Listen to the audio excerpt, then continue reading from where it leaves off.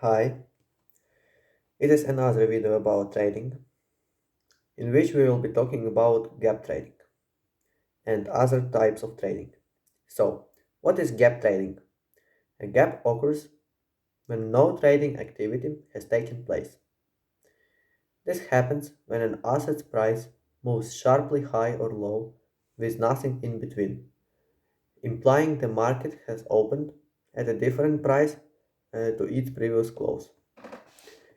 If you are a gap trader, you are likely a day trader that watches these prices gaps from a previous day and seek opportunities between this and the opening range of trading for the next day. An opening range that rises above the previous day close is a gap that usually signifies going long, while an opening range that is below the previous day's close signifies an opportunity to go short. So let's talk about pairs trading. What is this? Pairs trading is defining the correlated pair of instruments uh, whereas the valuation relationship has gone out of whack, buying upper price instruments that selling the overpriced ones. The aim is to make a profit irrespective of market conditions such as downtrends, uptrends, and so on. Arbitrate. Arbitrate is a transaction of a series of transactions in which you generate profit without taking any risk. An example of it would be spotting an opportunity in two equivalent assets where one is priced higher than the other and taking advantage of buying the lower priced one while it is still undervalued. There are few arbitrage opportunities because many traders may also be on the lookout and so they often uh, found quickly. In this case, the arbitrage edge disappears quickly as more traders flood the market to try and trade the opportunity. Momentum. Momentum trading strategy is based on the price trend and the direction they are taking.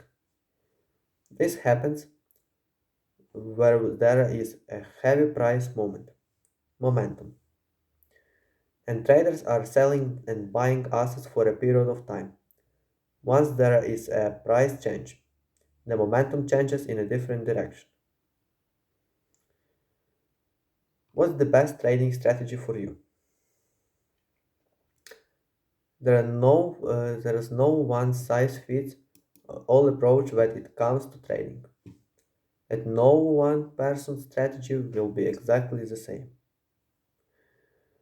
The strategy that's going to work best for you will depend on your appetite for risk, your trading style, your level of motivation, and more. Always do as much research you can before entering the live markets and get your demo account to hone your skills. What to know before you put your trading strategy in action? Putting your strategy in action can take time, dedication, and practice. You can start with a demo account where you can put your strategy to the test in a risk-free environment. You will even get £10,000 in virtual funds to practice with when you sign up. You can also use the demo account as an opportunity to explore the markets and get into the daily habits of a trader. Once you are ready to take one on the live market, you will have access to a range of different platforms. You can choose them or cutting edge web platform, our award winning mobile app.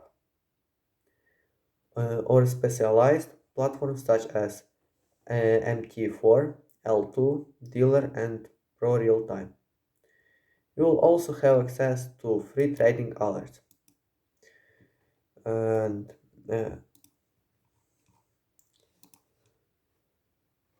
which are automatic and customizable notification you will get when your trading specifications are triggered. Plus trading signals that given uh, actionable buy and sell suggestions. Discovers the basic of getting started with online trading. The typical price is calculated. To calculate the typical price for each trading period, you need to find the average of the high, low, and closing price. The calculation for this would be the raw money flow is calculated. Is simply the approximation of how much capital was passed through a market in a given period. Whether this was buying the asset or selling it. It is calculated by taking the typical price and multiplying it by the volume of for that period. The volume is usually measured using the tick volume, which represents the amount of price changes of over a given period of time. This is because not every market gives real volume reports, which provide data on how many times an asset is bought and sold. The positive and negative money flows are calculated. Once you have calculated the raw money flow, you will be able to determine if it is positive or negative. This is done by marking whether the raw money flow is a given period is higher or lower than the period before. If the typical price for the period is higher than the previous period, it is considered a positive money flow, and if it is less than the previous period's price, it is considered a negative money flow. The money flow ratio is calculated. Once you have your positive and negative money flows, you can calculate the money flow ratio. You would do so by adding up all the positive money flows over the last 14 periods and dividing this number by the sum of the negative flows for the last 14 periods. The money flow index is calculated. Now that you have found the money flow ratio, you can calculate the MVI, the money flow index formula. The MVI figure will be positive if the asset's price had predominantly risen during those 14 periods, indicating buying pressure, and negative if the price has early declined, showing a selling pressure. Why should traders care about the money flow index? Traders should care about the money flow index as it can help to identify potential reversals when overbought and oversold signals are shown.